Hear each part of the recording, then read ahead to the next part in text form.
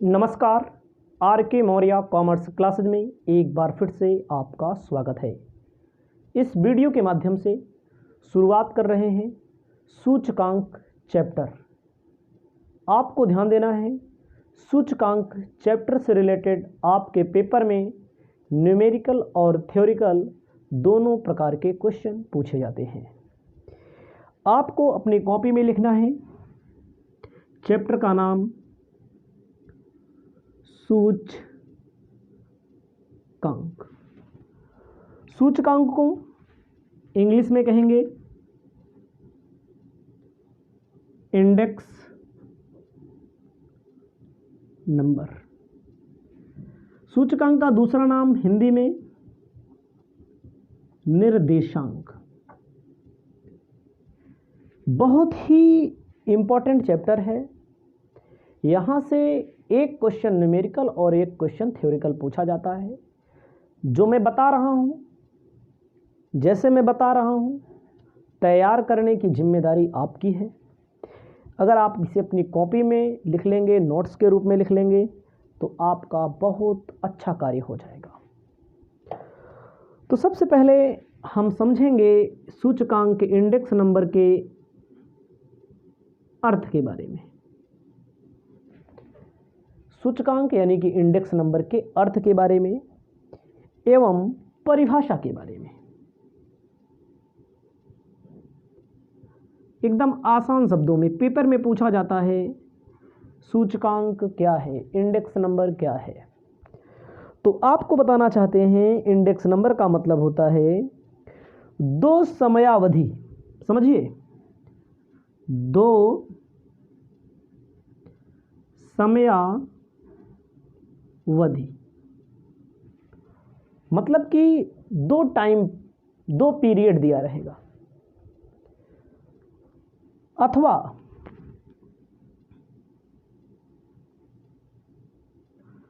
दो स्थान,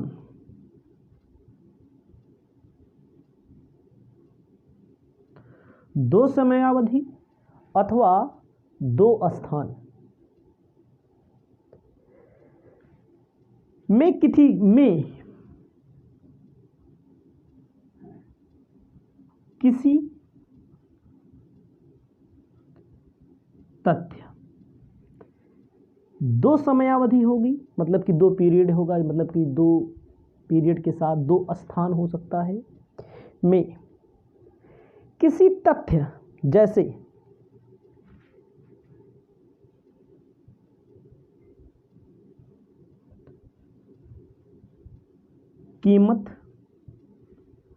कीमत के बाद मात्रा,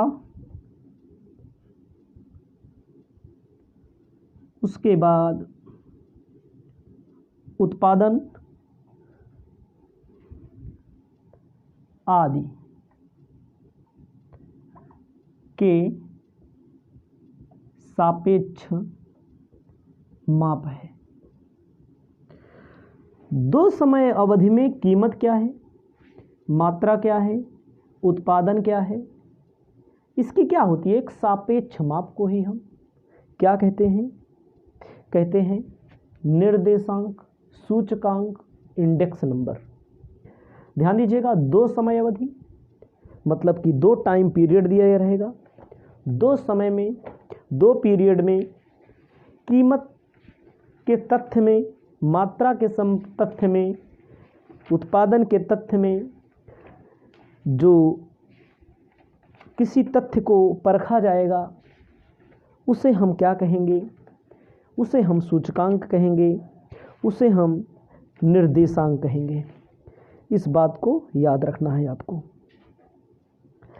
तो इसे आप अपनी कॉपी में सबसे पहले लिख लीजिए, फिर हम आपको आगे बताते हैं। जैसे जैसे बता रहे हैं, किसी भी प्रकार का कोई कन्फ्यूजन ना हो, इसलिए हम अपनी किताब को भी अपने सामने रखे हैं और आपको किताब के माध्यम से ही अवगत करा रहे हैं, समझा रहे हैं। अब इसके बाद आपको बताना चाहते हैं उदाहरण। जैसे मान लीजिए,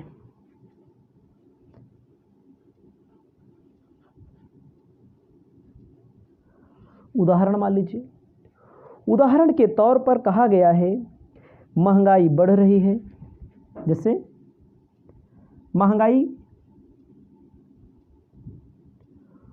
बढ़ रही है। उसके बाद महंगाई बढ़ने के अलावा आगे आप चलते हैं, महंगाई बढ़ने के अलावा रुपए का मूल्य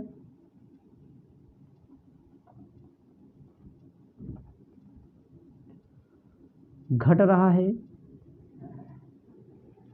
रुपए का मूल्य घट रहा है। ये सब कैसे पता लगता है? ये सब इंडेक्स नंबर से ही, निर्देशांक से ही पता लगता है। कैसे पता लगता है? आज महंगाई अधिक है, कल महंगाई, पीछे महंगाई कम थी। ये सब कैसे पता लगता है? इसका मापन है, ठीक है, सूचकांक के माध्यम से बताया जाता है। मंदी है ना, मंदी आ गई। उसके अलावा, मंदी के अलावा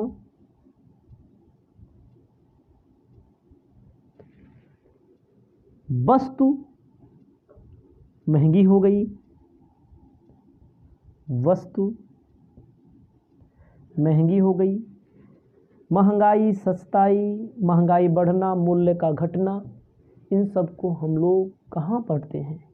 इंडेक्स नंबर के अंतर्गत पढ़ते हैं। तो इसे आप अपनी कॉपी में लिख लीजिए। इतना आपको समझना चाहिए, इतना आपको कुछ न कुछ याद करना चाहिए। उसके बाद हम आगे बढ़ते हैं। पहले इसको हम लिख लेंगे। आप लोग, आपको बताना चाहते हैं परिभाषा। कौन सी परिभाषा? उचित परिभाषा हम यहाँ बताएंगे। परिभाषा में आप लिखेंगे, परिभाषा में आप लिखेंगे सूचकांक, सूचकांक समय व स्थान। क्या कहता है सूचकांक? समय व स्थान। सूचकांक समय व स्थान के अनुसार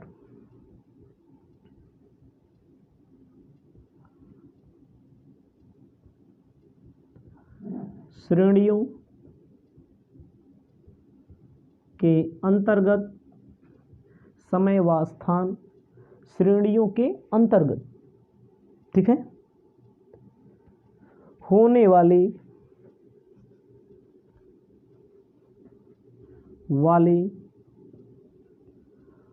परिवर्तनों की सापेक्ष माप है। सूचकांक क्या है? समय व स्थान के अनुसार श्रेणियों के अंतर्गत होने वाला सापेक्ष मांग है। किसका परिवर्तन होगा? मूल्य का परिवर्तन होगा। महंगाई का, सस्ताई का आंकड़ा कैसे पता लगता है? इसी के अनुसार पता लगता है। किसके अनुसार पता लगता है? सूचकांक के अनुसार, ठीक है।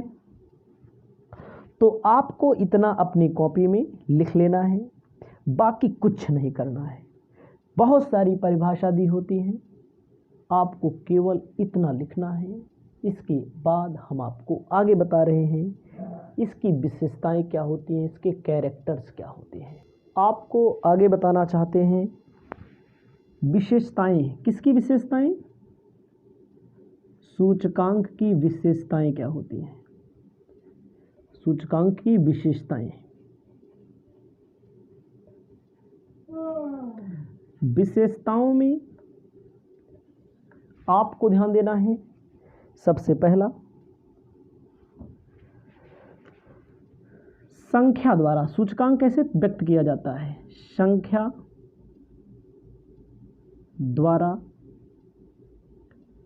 व्यक्त किया जाना। सूचकांक को संख्या के द्वारा व्यक्त किया जाता है, ठीक है। जैसे जैसे महंगाई बढ़ रही है आंकड़ों के द्वारा, मंदी आ गई है। किसके द्वारा? आंकड़ों के द्वारा। बेरोजगारी, बहुत सारी चीजें होती हैं, ठीक है। उत्पादन बढ़ रहा है,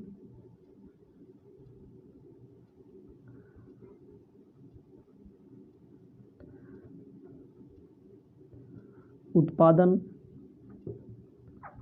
घट रहा है। ये सब किसके द्वारा व्यक्त किया जाता है? ये सब व्यक्त किया जाता है आंकड़ों के द्वारा। इसको भी आपको अपनी कॉपी में लिख लेना है। उसके बाद हम आपको बताना चाहते हैं दूसरा नंबर टॉपिक क्या रहेगा। औसत रूप में जो आंकड़े होते हैं एकदम 100% सही ही नहीं होते, औसत रूप में व्यक्त किए जाते हैं। कैसे? एवरेज के रूप में व्यक्त किए जाते हैं। औसत का मतलब लगभग, ध्यान देना है। औसत का मतलब होता है वस्तु व वस्तुओं की कीमत में जो परिवर्तन होता है उसे कहाँ से हम व्यक्त करते हैं? औसत रूप में व्यक्त करते हैं। तीसरा नंबर प्रतिशतों का माध्य, प्रतिशतों का माध्य। इसको परसेंटेज में व्यक्त किया जाता है, परसेंटेज इसका निकाला जाता है, ठीक है। 100%, मतलब कि परसेंट कैसे होता है? 100 से रिलेटेड होता है। उसके बाद आपको बताना चाहते हैं चौथा, कह रहा है तुलना का आधार समय होता है। तुलना की जाती है इसमें, तुलना का आधार एक समय होता है एवं स्थान होता है। समय का मतलब होता है कि जैसे कोई चीज़ 2002 में कितनी महंगी, कितने रुपए की थी, 2005 में कितनी की हो गई, 2006 में, ऐसे किया चेक कर दिया जाता है, ठीक है। उसके बाद आपको 5वां नंबर लिखना है सापेक्ष होती है। ये जो मांग होती है सापेक्ष, सापेक्ष माप होती है। सापेक्ष माप में कहा गया है कि तुलना योग्य, इसका जो होता है सापेक्ष माध्य, सापेक्ष होती है, डायरेक्ट माप होती है। तो इसे अपने कॉपी में लिख लीजिए। आपको आगे बता रहे हैं सूचकांक का महत्व क्या होता है। आपको ध्यान देना है। अब आपको लिखना है जैसे सूचकांक का उद्देश्य पूछ ले पेपर में, किसका? सूचकांक का। महत्व, उपयोग, ठीक है। तो उपयोगिता, ये सारी चीज़ें पूछता है पेपर में। तो आपको लगना है पहला, जटिल तथ्यों को सरल बनाना। जो तथ्य जटिल है, जो आंकड़े जटिल है, जैसे उत्पादन का आंकड़ा हो, बैंकिंग का आंकड़ा हो, बेरोजगारी का आंकड़ा हो, महंगाई का आंकड़ा हो, मंदी का आंकड़ा हो, उस आंकड़ों को, उसको सरल बनाने का कार्य होता है इसमें। अगला है तुलनात्मक अध्ययन को संभव बनाना। दूसरा,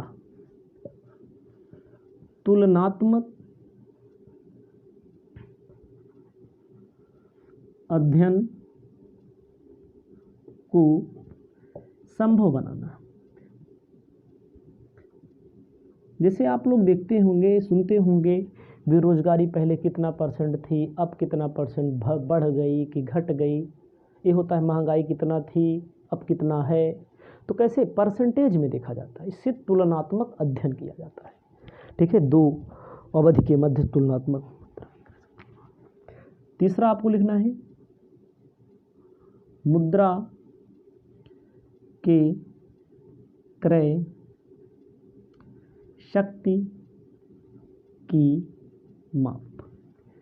इससे पता लगता है मुद्रा की परचेजिंग पावर कितना है, क्रय शक्ति कितना है, उसको मापने का कार्य किया जाता है।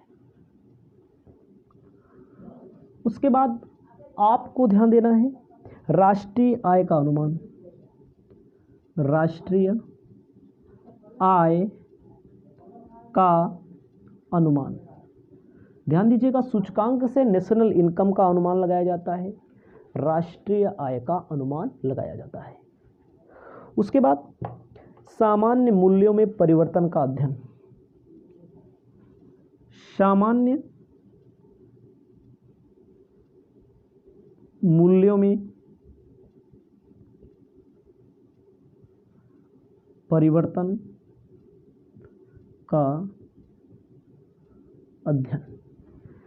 सामान्य जो मूल्य होते हैं उसमें परिवर्तन का अध्ययन किया जाता है। भाई हमारी परिवर्तन क्यों हो रहा है, मूल्यों में परिवर्तन पर अध्ययन किया जाता है। उसके बाद आपको बता रहे हैं जीवन स्तर में, जीवन स्तर में परिवर्तन का ज्ञान। जीवन स्तर में जो परिवर्तन हो रहा है उसका ज्ञान कराने का कार्य किया जाता है। ठीक है, परिवर्तन कैसे हो रहा है, सामाजिक, आर्थिक, राजनैतिक। ठीक है, आर्थिक नीति, आर्थिक नीति जो निर्धारित की जाती है, जो मौद्रिक नीति निर्धारित की जाती है,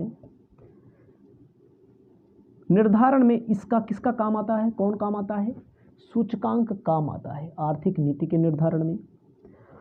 उसके बाद आपको ध्यान देना है 8वां नंबर। उसके बाद कहा गया है इसमें सरकार द्वारा आवश्यक नियंत्रण, सरकार द्वारा आवश्यक नियंत्रण। जैसे कोई बेरोजगारी बढ़ रही है, महंगाई बढ़ रही है, बहुत सारी क्राइम बढ़ रही है, तो कैसे पता किया जाता है, सूचकांक से। वस्तुओं के दाम बढ़ रहे हैं तो सरकार के लिए जरूरी होता है सरकार इसे नियंत्रण करने का प्रयास करे सूचकांक के। उसके बाद कहा गया सार्वभौमिक। सार्वभौमिक मतलब होता है, सार्वभौमिक मतलब होता है इसका महत्व कुल है, आर्थिक, राजनीतिक, सामाजिक, कुल इसका महत्व है। तो आपको एक बार फिर से ध्यान देना है। पहले मैंने लिखा, आपको बताया सूचकांक का महत्व क्या है, उपयोगिता क्या है। तो जटिल तथ्यों को सरल बनाना, जो तथ्य जटिल हैं उनको सरल बनाया जाए।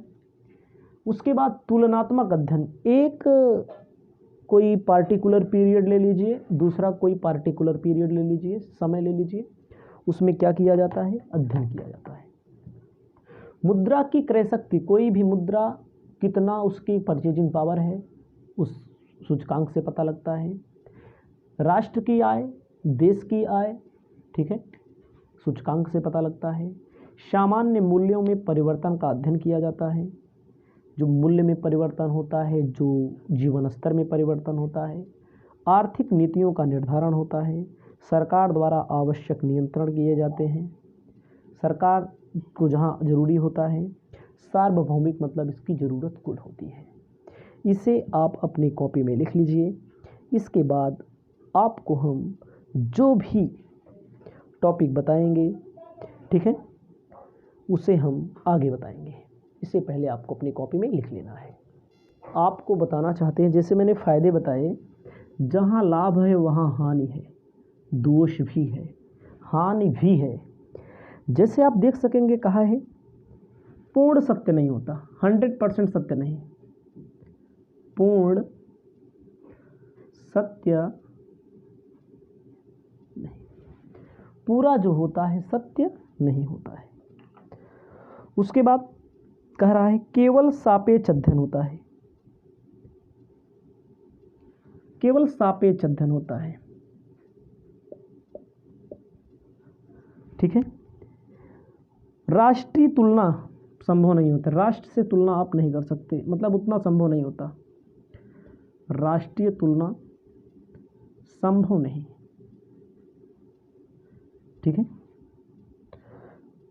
अलग अलग होता है, अलग अलग देशों में अंतर्राष्ट्रीय, अंतर्राष्ट्रीय लिख लेना आप लोग। अलग अलग देशों में अलग अलग मानक होते हैं, अलग अलग व्यवस्थाएं होती हैं। उसके बाद क्या है, समय का अंतर। समय का अंतर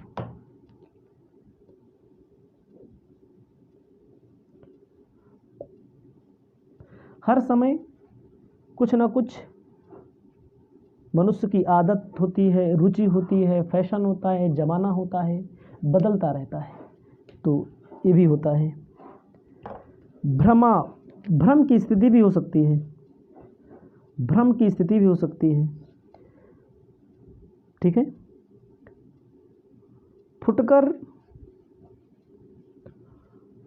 सूचकांकों का अभाव, ठीक है। सीमित उपयोग भी कहा जाता है इसको, हर जगह उपयोग भी नहीं हो सकता, ठीक है। इसका जो है उपयोग जो है सीमित होता है, कहीं कहीं पर गलत भी निर्णय लिए जा सकते हैं, कहीं कहीं पर ज्ञान। नमस्कार, आर के मौर्य कॉमर्स क्लासेज में आपका एक बार फिर से बहुत बहुत स्वागत है। मैं राजकुमार मौर्य इस वीडियो के माध्यम से आपको बताने जा रहे हैं निर्देशांक के गणना की विधियां। आप अपनी कॉपी में हेडिंग लिख लीजिए, हिंदी और इंग्लिश दोनों में बताएंगे। निर्देशांक के गणना की विधियां, ध्यान दीजिएगा। लिखेंगे methods of computation of income tax, methods of computation of index number. मैंने गलती से इनकम टैक्स बोल दिया, क्योंकि जब इनकम टैक्स में पढ़ाता हूं तो उसमें कंप्यूटेशन ऑफ आता रहता है, ठीक है। तो आपको अपनी कॉपी में लिख लेना है निर्देशांक के गणना की विधियां। तो इसके बहुत सारे नियम हैं, तो एक एक करके हम नियमों को, कानूनों को, टॉपिक को सॉल्व कराने जा रहे हैं। आपको ध्यान देना है, इसमें सबसे पहले लिखना है पहला मेथड क्या होता है इंडेक्स नंबर मालूम करने का। पहला मेथड होता है एक वस्तु के लिए, एक वस्तु के लिए इंडेक्स नंबर जो मालूम किया जाएगा एक वस्तु के लिए। For a single item, for a single item, एक वस्तु में आपको ध्यान देना है पहला होता है फिक्स, पहला होता है, इसमें भी पहला होता है ए मान लीजिए, फिक्स्ड बेस मेथड्स। फिक्स का मतलब होता है अस्थाई या स्थिर आधार विधि। हिंदी और इंग्लिश दोनों में लिखना चाहिए आपको। जब आप इंडेक्स नंबर पढ़ रहे हैं तो इंडेक्स नंबर में एक वस्तु के लिए, सिंगल वस्तु के लिए क्या है, फिक्स बेस मेथड पहला मेथड होता है। उसके बाद आपको ध्यान देना है चेन बेस मेथड, दूसरा नंबर, बी नंबर इसी में डाल लीजिए। Chain base method, chain base को कहते हैं श्रृंखला आधार विधि। क्या कहते हैं, श्रृंखला आधार विधि। आप जब इंडेक्स नंबर पढ़ेंगे तो इंडेक्स नंबर में एक वस्तु से संबंधित इंडेक्स नंबर, एक वस्तु में स्थिर आधार होता है यानी कि फिक्स बेस मेथड, और होता है चेन मतलब श्रृंखला। वो सब क्वेश्चन जब सॉल्व करेंगे तब आपको बताएंगे इसका फॉर्मूला क्या होता है। पहले आप टाइप्स पढ़िए और एक एक क्वेश्चन पर गारंटी है आपको समझा देंगे, आपको बता देंगे। अब आपको लिखना है दूसरा मेथड किसके लिए, दूसरा मेथड वस्तु समूह के लिए, वस्तु समूह के लिए। वस्तु समूह का मतलब होता है for group of item for a group of item. मतलब जहां पर बहुत सारी वस्तुएं होती हैं, 2 वस्तुएं, 4 वस्तुएं, 3 वस्तुएं, वहां पर भी इंडेक्स नंबर आपको कैसे निकालना है। तो कौन कौन सी विधि होती है? पहला होता है, इसमें अब ए डालिए, सरल विधि। सरल का मतलब सिंगल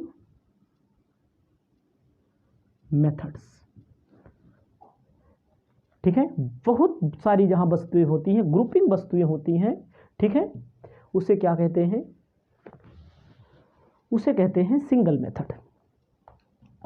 उसमें आपको क्या करना है? उसमें भी आपको, इसमें भी सरल मूल्य वाले में, अब आइए सरल विधि में। सरल में सरल मूल्यानुपात, इसमें आइए ऐसे,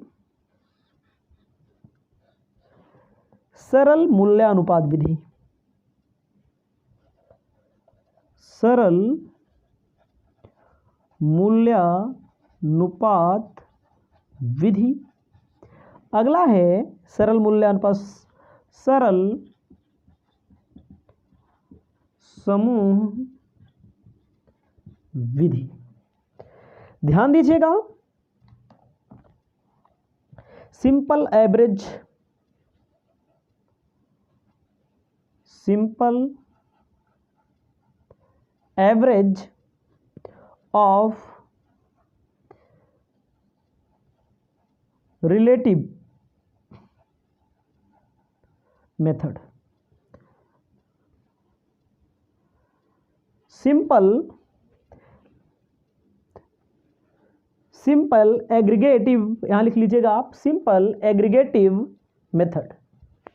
ध्यान दीजिएगा, आपको किताब नहीं देखना है, आपको जो लिखा रहा हूं उसको लिखिए बस, एग्रीगेटिव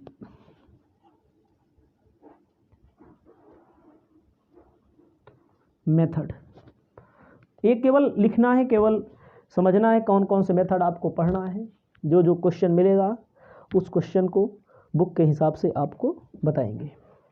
इसमें भी एक होता है, देखिए इसमें भी एक होता है, इसमें भी एक होता है फिक्स, इसमें भी एक होता है चेन। इसमें भी एक होता है फिक्स, इसमें भी एक होता है चेन। मतलब एक होता है फिक्स बेस, एक होता है चेन बेस। इसमें भी एक होता है फिक्स बेस, इसमें भी एक होता है चेन बेस। तो इसे आपको अपने कॉपी में सबसे पहले लिखना है, उसके बाद हम आपको आगे बताते हैं। आपको लिखना है भारित विधि, उसी में आगे किसमें? वस्तु समूह वाले में भारित। भारित का मतलब होता है वेटेड। ध्यान दीजिएगा,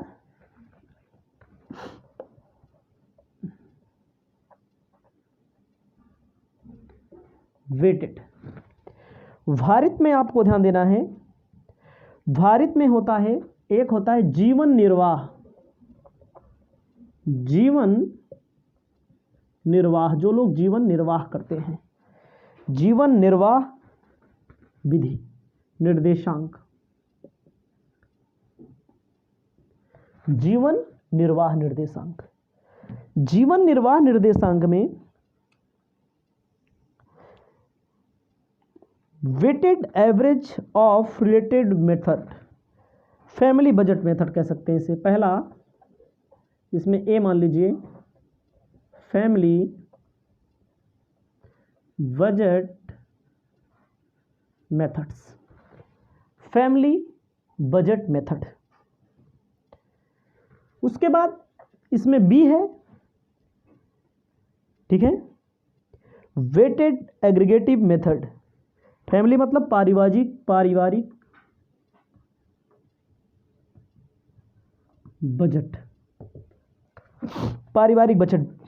अगला है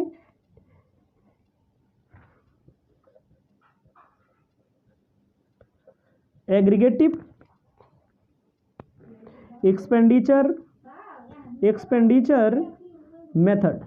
एग्रीगेटिव में आपको लिखना है सामूहिक व्यय रीति। इसमें सामूहिक व्यय रीति आपको ध्यान देना है, सामूहिक व्यय रीति केवल लिख लीजिए, यही मेथड आपको पढ़ने हैं। यहाँ पर मैं ज़्यादा कुछ बता नहीं रहा हूँ और आपको आगे बता रहा हूँ। इसमें अन्य विधि भी होता है। अन्य में आपको ध्यान देना है, दिया है कैली विधि, ध्यान दीजिएगा कैली विधि। दूसरा दिया है लेस्पेयर, तीसरा दिया है पाशे, चौथा दिया है मार्शल, पांचवा दिया है बाउले, छठा फिशर। सबसे ज़्यादा इम्पोर्टेंट फिशर ही होता है। ए मेथड है, इसे आप अपनी कॉपी में लिख लीजिए। आगे की क्लास के माध्यम से एक एक क्वेश्चन आसान तरीके से, आसान भाषा में आपको समझाने का कार्य, बताने का कार्य कर रहे हैं।